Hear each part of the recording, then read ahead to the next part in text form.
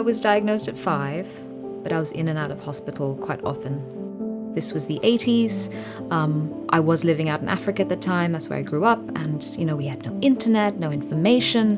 When I got to about 17, 18, every young girl wants to be skinny and all of that. So I was exercising quite a lot, eating less, and I ended up having such low sugars, I ended up having a diabetic fit. I've learned over time, especially with having, a sensor on me, what's happening with my sugars in between. So I can have a chocolate. It's actually not going to affect my sugars that much as long as I take the correct amount of insulin. And I've learned carb counting.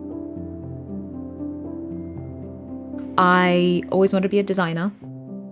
And so I happened to find an embroidery job out in Zambia that allowed me training and even run my own department and to build my own athleisure range. So I started doing hoodies and caps, and I started dressing the local celebrities, DJs, musicians. I always told myself, I said, this thing called diabetes should not stop me from being able to do all of that.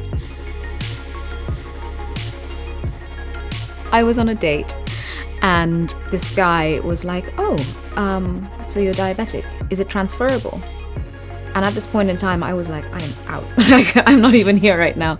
I didn't understand what he meant. What do you mean transferable? I mean, is it contagious? I did a lot of diabetes communities days out in Africa because there they didn't have any information. That's my duty right now. 30 years of diabetes almost feels as though it was the University of Diabetes. I'm training to be a community champion, so I can speak out more about what Diabetes UK does, as well as my experiences, all the work that I've done in the past via my Instagram and YouTube under the Diabetes UK umbrella. I think it just packs a punch so much better.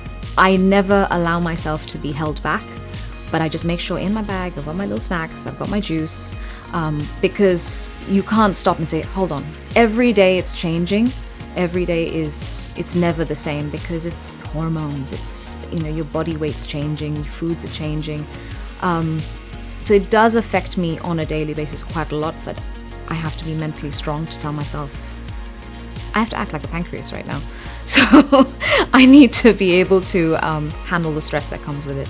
It doesn't have to hold you back from the next stages in your life, whether it's getting married, having kids, starting a new, business, traveling, going out. It doesn't have to hold you back.